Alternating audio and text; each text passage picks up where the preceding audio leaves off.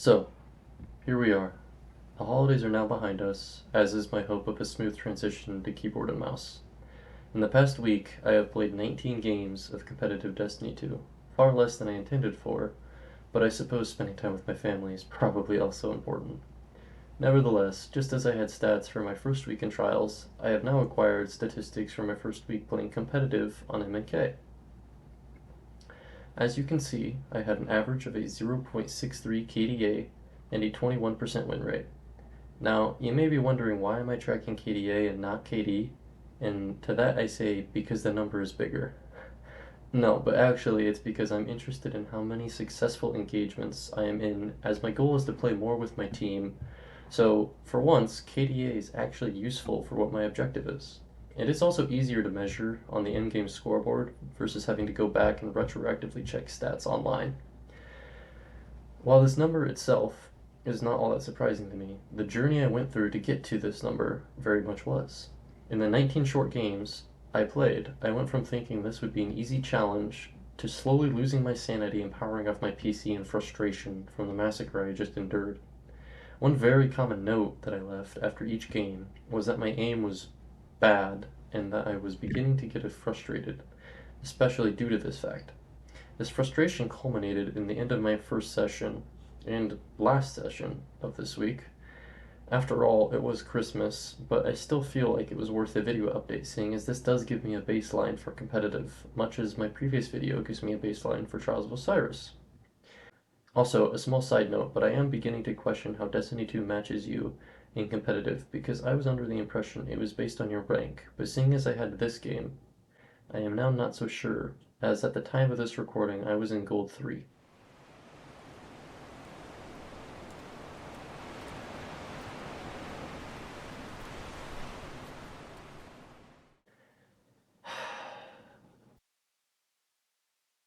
English language can sometimes be so limiting. In writing this video, I was having a hard time finding a word to describe the feeling that I had during this play session, as of course I was frustrated, but it was more than that, deeper.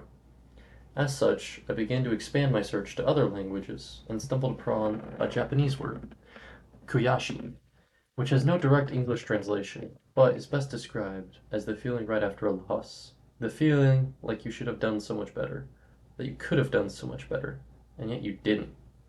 I feel this word encapsulates my feelings for this play session best, and in a weird sense, it has emboldened me to want to play more, to improve faster. Kind of strange how that works. Of course, defeat and having bad games is something I expected going into this switch to PC, but what I'd never expected was the level of kuyashi, or bitter frustration to put it into English, that I would experience. I have found that I really do not enjoy losing games, but particularly when I know it is without a doubt my fault that my team lost. Shocking, I know. However, this level of frustration has put an interesting spin on this self-proposed challenge, and in some sense has given me more drive to improve. All that is to say, my biggest challenge this week has been conquering my own mentality more than the game or a new input device. I believe that by playing in shorter, more dedicated bursts, I can alleviate most of this bitter frustration. This will also have the side effect of allowing me to spend more time learning the ropes of YouTube and video creation, of which I have enjoyed immensely so far.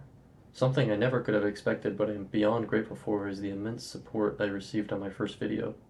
As the creator of it, I feel I could have done so much better, and even still I had so many encouraging comments, which is something I never could have expected. And so for the overwhelming support, I truly, deeply thank you guys. It has genuinely made my month. Beginning this whole journey has given me a lot of time to reflect, mostly on my gameplay and how I approach gaming, but also life, death, and human nature. Just all the usuals. One thing I keep thinking about, besides the immense gratitude for how well received my first video was, is what I want out of this channel. And while the catalyst for creating this channel was certainly documenting my improvement in a video game, for which I will continue to do, I have always enjoyed writing, and want to do so about more abstract concepts like religion, philosophy, and human nature. Thus, I may as well include tidbits of my thoughts in my videos, as I have enjoyed the creative process of learning to make videos and want to continue to do so. So if you're asking, did I just click on a Destiny video and somehow end up hearing about a guy talking about the cosmos and our place therein? Yes, yes you did. So buckle up, because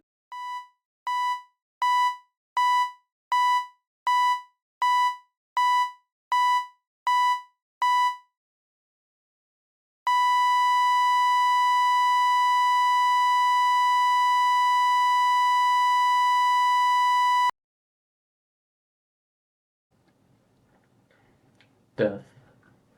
Most of us spend our lives procrastinating it, running from it, fearing it, and yet we will all inevitably experience it someday. As of the writing of this video, I am listening to the Black Parade album from My Chemical Romance, and while this album is famous, the real meaning behind it and the story it portrays is much less so. I will link a video from a little-known YouTuber called Windigoon if you are interested in a much more in-depth breakdown of this album. But to summarize, this album explores the theme of death from the perspective of a nameless young man dying of cancer, reflecting on his life and coming to terms with death, and with death being presented to him as this over-the-top musician, because it reminds him of a comforting memory of his father from his youth. I bring this up because as brilliant as this album is as a whole, and as much as it tells a compelling story, it does not tackle the philosophical what happens after, the question that causes fear, the unknown. The ancient Egyptians believed your heart was weighed against a feather, which determined your afterlife. The Greeks and Romans believed souls were guided to the afterlife on the great river Styx, and that their souls went to one of three regions based on the quality of how they lived their lives. Christians believe in a soul being judged for their deeds during life and being eternally rewarded or punished accordingly. There's a strong trend among Western religions, current and past, of a soul that is separate from the body, passing on to some form of judgment based on the deeds done in their lives, and then an afterlife determined based on said deeds. But what about non-Western religions? Buddhists and Hindus believe in a soul that undergoes reincarnation after death. And while not as direct a link between death and reincarnation as the Hindus and Buddhists believe in, Shinto, a religion originating in Japan, also has the concept of soul reincarnation. So why is there this divide between Western and Eastern religious stances on death? Trying to piece together the world's longest game of telephone leads to the realization that for some reason, there is a major split somewhere in human history that appears geographic in nature, as there is a very stark divide between the East and West religious views on death, and philosophies in general.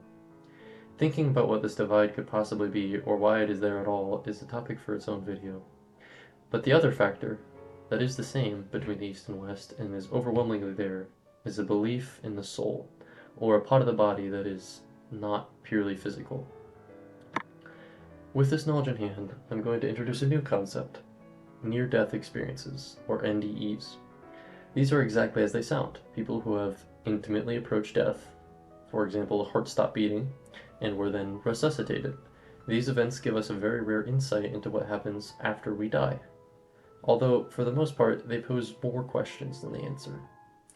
I will start this segment off with stating that near-death experiences are able to be triggered by stimulating parts of the brain in a living subject, and as such, it is not direct proof of a soul or anything of that nature. However, even with that, the question exists, why do NDEs happen? What are they, and what does it tell us about death? While I doubt I will be able to answer the first question, I hope to shine light on the latter too. NDEs are classified as a physiological phenomenon that occurs when a person is about to die or has just experienced the process of death. Common experiences that people recall are a powerful sense that everything will be okay, or a tranquility of sense, seeing a tunnel, or a religious figure or loved ones, a vivid flashback of memories of their lives, or out-of-body experiences. And most interesting, at least to me, are loved ones or religious figures specifically telling them that it is not their time right before they end up being resuscitated. While what actually occurs during NDEs is highly variable, there is one almost universal truth.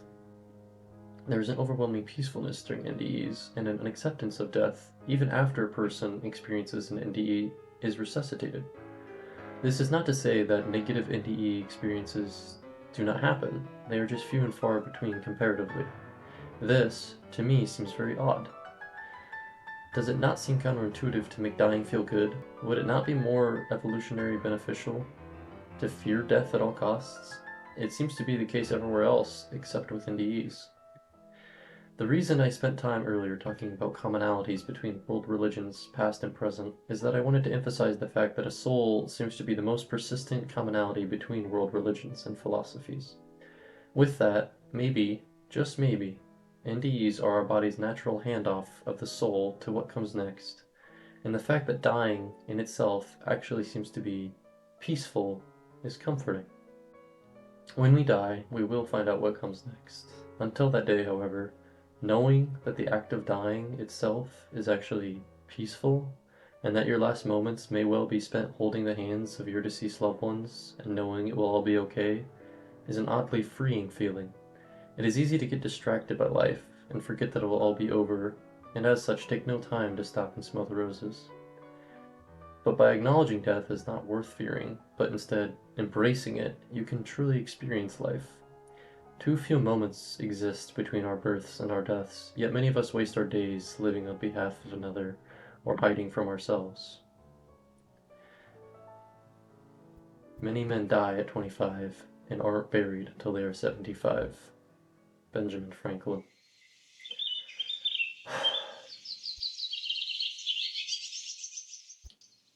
Kuyashi.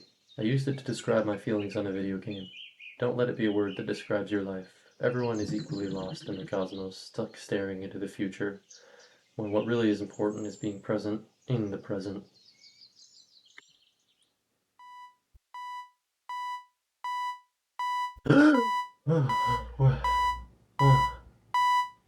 Where am I?